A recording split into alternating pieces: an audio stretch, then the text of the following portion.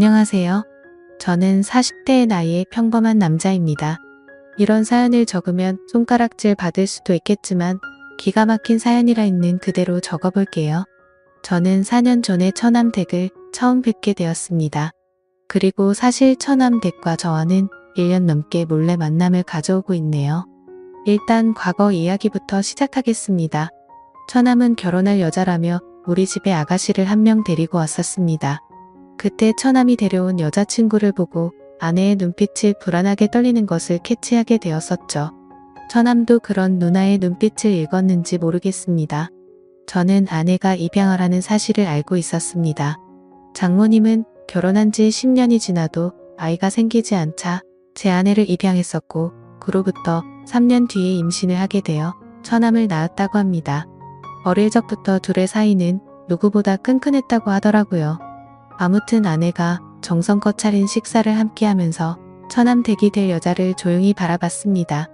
다소곳하게 다리를 모으고 앉아서 얌전하게 식사를 하는 처남댁은 너무 순진해 보이고 예뻐 보였습니다.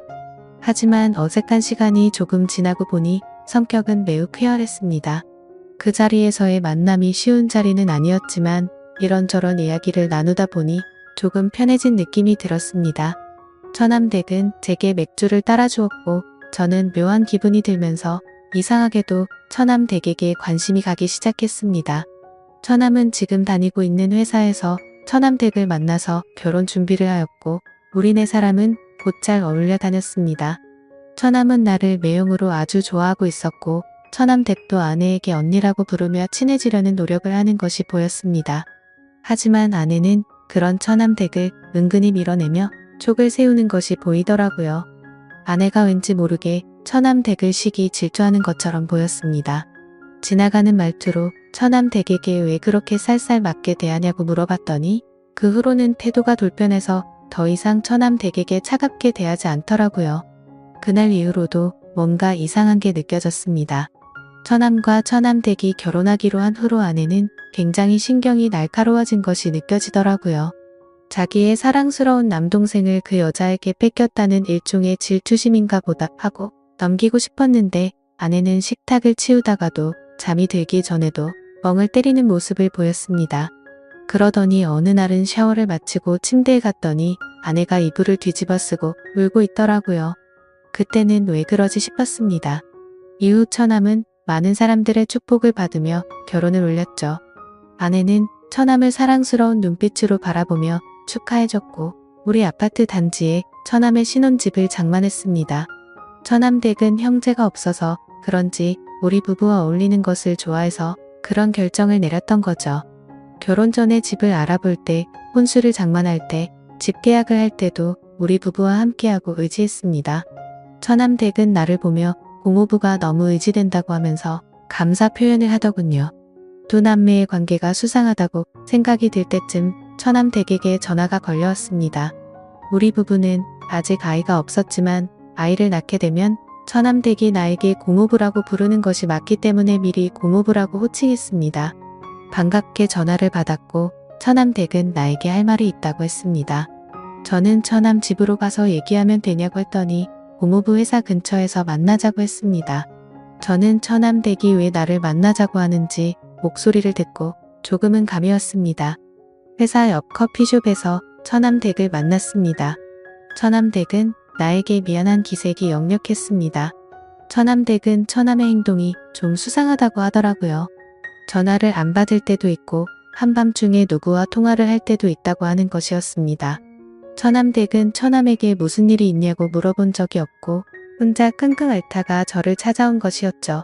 가정생활에 불안함을 느낀 처남댁에게 알 수 없는 미묘한 감정을 느낀 나라는 놈도 참 늑대 같다는 생각이 들었습니다. 처남댁은 남편이 바람을 피운다는 사실보다 버림받을지 모른다는 불안한 마음이 더 큰 것 같았습니다. 그런 처남댁이 너무 가엽게 느껴지더라고요. 어딜 봐도 믿질 게 없는 결혼을 한 처남댁이 왜 그런 생각을 하는지 안타깝기만 했습니다. 그래서 지금 이상한 행동을 하는 건 처남인데 왜 처남댁이 더 불안해하고 겁을 먹고 있냐고 화를 냈습니다. 처남댁은 안 그래도 속상한 마음에 나를 찾아왔는데 나에게 쓴소리를 들으니 속이 상한지 눈물을 보이더군요. 처남댁은 버스 타고 집에 가겠다고 했지만 잘 달래서 제 차에 태웠습니다.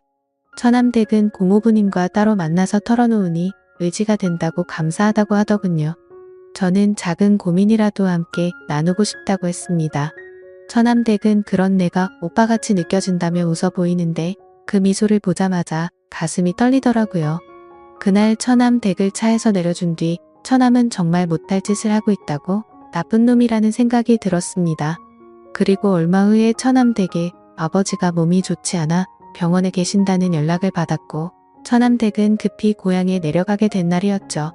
저는 회사 일이 일찍 끝나 집에 일찍 퇴근했습니다. 아내는 집에 없었고 밤중에 들어오더군요. 어디 갔다 오냐고 물었더니 평소에 늦는 사람이 웬일로 일찍 들어왔냐고 당황해야 하는 것이었습니다. 아내는 동생 집에서 저녁 차려주고 얘기 좀 하고 왔다고 하더라고요. 그때 나는 등이 오싹해지는 느낌이 들었습니다. 혹시 처남이 한눈 파는 상대가 내 와이프일지도 모른다는 생각이 들더라고요. 그 둘은 서로 피가 안 섞인 남남이고 내가 처남과 술을 마신 날에 처남이 우리 집에서 잠을 자고 가는 날이 많았던 게 생각이 났었습니다. 아내가 처남을 애타게 찾는 날도 있었고 처남이 집에 안 간다고 버틴 날도 있었던 것이 떠올랐어요. 저는 퍼즐 조각이 맞춰지는 듯한 느낌을 받았습니다. 그래서 처남과 일부러 집에서 술을 마신 뒤 제가 먼저 술에 취한 척 경기를 해보았었죠. 처남은 집에 가지 않고 거실에서 잔다고 했고 나는 일부러 코를 골며 자는 척 했습니다. 그러다가 내 숨소리가 안정되니 둘이 속닥거리는 소리가 들렸습니다. 옷방으로 가서 같이 있자고 하는 소리를 듣고 말았던 거죠. 촉을 세우고 그 둘의 만행을 다 알게 되었습니다. 그래서 당장 들이닥칠까도 생각해봤지만 이렇게 넘어가는 건 아닌 것 같아서 증거라도 모으려고 일단 넘어가게 되었죠. 다음날 처남 댁의 아버지는 병원에서 투병하시다가 돌아가셨다는 소식을 듣고 와이프와 함께 조문을 갔습니다. 처남 댁은 얼굴이 퉁퉁 부어 있더라고요. 너무 많이 울어서 정신을 못 차려서 우리가 좀 쉬라고 했지만 고집을 꺾지 않았습니다. 처남 댁의 그런 모습이 너무 안쓰러웠지만 처남 댁을 꼭 껴안고 위로해주지 못해 안타까운 마음이 들더라고요. 그렇게 아버지를 보내드린 뒤 처남 댁은 한참 동안 힘들어했습니다. 우리 집에서 같이 생활을 하면 어떨까 생각도 해봤지만 그건 좀 오버하는 것 같아서 그냥 잠자코 있었죠. 그날 이후 아내와 같이 처남 댁으로 매일 찾아갔습니다. 아내와 처남의 불륜 증거라도 찾으려는 생각도 있었고 사실 처남 댁을 보고 싶고 위로하고 싶은 마음에 찾아갔었죠. 최대한 내색하지 않고 같이 식사를 하고 밝은 분위기를 만들었습니다. 그러던 중 하루는 넷이 모여서 해물파전을 만들어서 막걸리와 함께 먹고 있었죠. 왁자지껄한 분위기에서 처남 댁은 안정을 되찾는 듯 했습니다. 그런데 저는 아내와 처남이 서로 좋아하는 눈빛을 교환하는 것을 캐치하게 되었죠. 증거를 더 찾아야 해서 내색할 수 없었지만 이제 확실하게 알았습니다. 그리고 처남 댁이 자꾸 신경 쓰이기 시작하더군요. 저도 모르게 점점 더 처남 댁에 대한 마음이 커져갔고 도저히 참지를 못하고 어느 날 저녁에 연락을 했습니다. 처남 댁에게 알려줄 게 있는데 처남과 아내에게는 알리지 말고 조용히 만나자고 했죠. 처남 댁에게 저녁을 같이 먹자고 했고 처남 댁은 흔쾌히 알겠다고 하더군요. 우리 둘은 조용한 레스토랑에서 만났고 요즘 어떻게 지내냐고 물었습니다. 아버지가 유독 자기를 예쁘게 대해줬는데 그런 아버지를 떠나 보내서 슬픔이 무척 컸었다네요. 그래도 요즘은 저희 덕분에 좀 많이 나아졌다고 했습니다. 그래서 어렵게 저는 말을 꺼내고 말았죠. 사실은 아내와 처남이 친남매 사이가 아닌데 만남을 가지는 것 같다고요. 그러자 처남 댁도 이 사실을 눈치챘는지 자신도 이미 알고 있었다고 했습니다. 그런데 자신도 증거물을 찾기 위해서 역겨운 생활을 이어가고 있다고 하더라고요. 그래서 처남 댁과 저는 같은 상황에 처했는데 우리라도 서로에게 힘이 되자고 말했고 살면서 어려운 일 있으면 언제든 얘기하라고 했죠. 그렇게 저희는 이야기를 더 이어갔고 와인을 마시기 시작했습니다. 그런데 처남 댁이 술에 취해서 그런지 눈물이 글썽거리더라고요.